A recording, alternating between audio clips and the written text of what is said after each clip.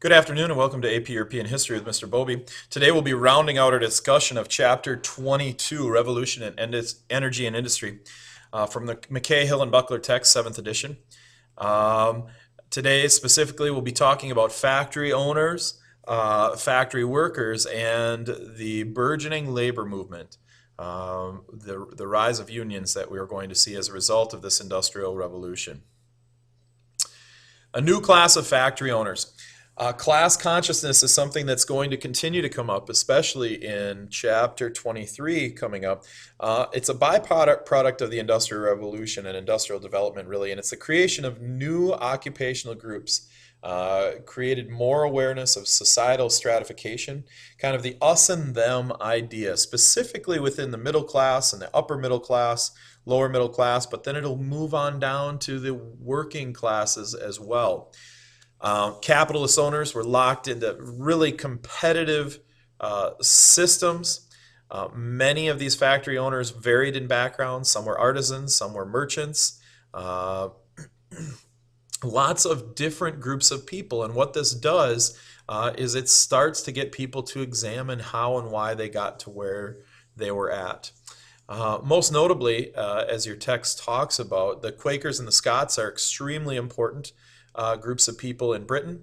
The Protestants and Jews are extremely important groups of people in France that are taken note of. And each country is going to have different and unique groups that rise up and really set themselves apart as very significant to this industrial revolution. As factories grow, it's most notable that opportunities decline, okay, especially for women.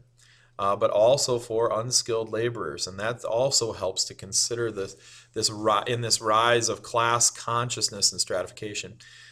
Really, for women, the expectation was to concentrate on domestic activities, and we'll expand on that a little bit coming up. New class of factory workers. There are opposing viewpoints, and your text gets a little confusing here because it does try to present you with both sides of the story on these viewpoints. There were some people that thought that these factories only amounted to misery, and they had just reason to, based on the foundation of labor, which was on the backs of children, as we mentioned in the previous lecture. But others argue that there was a prosperity in that industrialization that provided the workers, and where would they be? The argument was, yes, things may be bad to some extent, but where would they be otherwise? Okay. Romantic poets protest the life of the worker. This is where such famous poets as William Blake and William Wordsworth come into play. They had concerns over pollution, land, water, living conditions. Housing will continually be something that plagues the lower classes of society, regardless of slight increases in wealth. And you've got just a lot of uncertainty. Some factory workers, specifically the Luddites, okay, they go in and smash new machines that they thought would be putting them out of work as opposed to increasing their productivity and increasing work. And then we get the establishment as a major player in the idea of class structure and working conditions, Friedrich Engels. He will later go on to partner with Karl Marx in writing for and advocating the idea of the Communist Manifesto, which was a manifesto for the worker. And he is very concerned right away with the conditions of the working class. Continuing on, Urey and Chadwick claim that life is improving for factory workers. Okay, more diverse diets, better clothing. Those are the largest parts of the argument for them. But really, statistics are going to probably side with the people who are a little bit more pessimistic about the impact on the factory worker. The statistics show that purchasing power showed little to no improvement really until after 1840. You could even argue until after 1850. Living conditions are actually in the decline as food prices rise faster than wages. This kind of ties us back into the last section with with Malthus and Ricardo and their pessimistic view on things. Housing is still bad for a majority of people, and hours and unemployment are still things that plague the worker, and we can start to see the foreshadowing of what unions are going to be basing most of their arguments on to support the worker. Conditions of work. Working in a factory was extremely dangerous. It was much, much different than working in the comfort of your home, as most people did with the putting out system in the cottage industry. It was fast-paced. It was certainly not as relaxed. There were whistles and very disciplined and stringent schedules. There was much less freedom. Cottage workers refused factory work for a long period of time, and that's what led to the labor shortage and forced child labor really until 1802.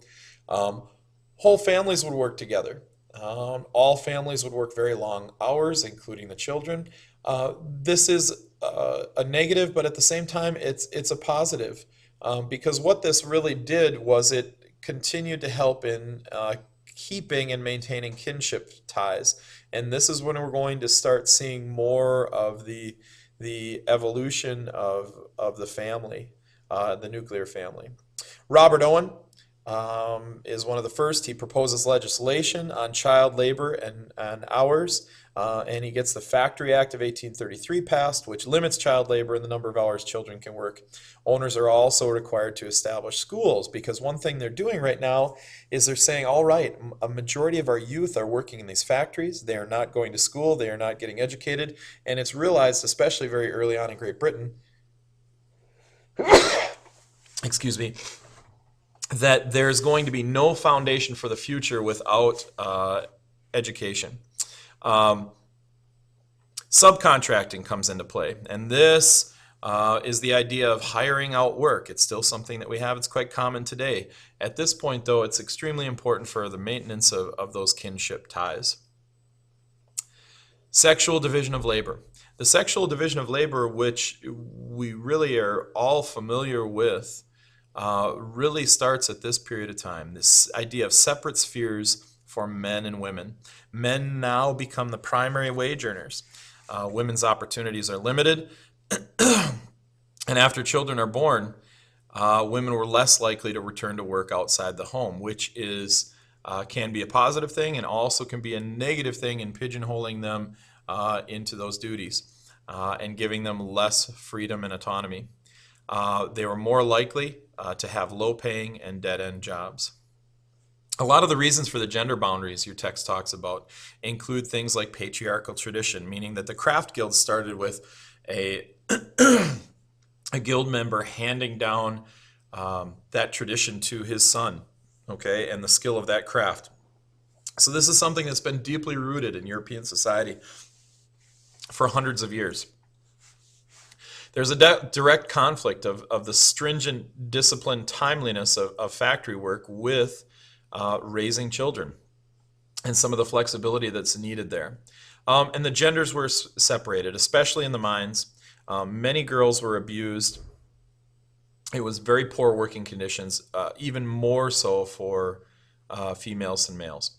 Finally, with the passing of the Mines Act in 1842, it prohibited underground work for all women and boys under 10 years of age. The early labor movement in Britain, there are a few things to cover here. The working class movement foreshadows the birth of labor unions. Okay, class consciousness and unification develop among laborers, and they have had enough of the poor working conditions, and many move toward grouping together or unionizing. Factory owners see this as a hindrance to growth, And really, with the starting in 1799 of the Combination Acts, which outlaws unions and strikes, which really didn't work. It was repealed in 1824 because strikes still occurred, because you've got 1,000 workers in a factory and you've got one owner at the time and maybe a few management positions. This really starts what we continue to have today, oftentimes struggles between labor and ownership and entrepreneurs. 1813 and 1814, laws that had been put into play in the 1500s were repealed as far as wage regulation, and this flooded the labor market with women and children and others, really moving the Industrial Revolution forward. Robert Owen, he was a manufacturer who showed empathy for his workers, and he is really responsible for kind of behind the idea of what we call new model unions.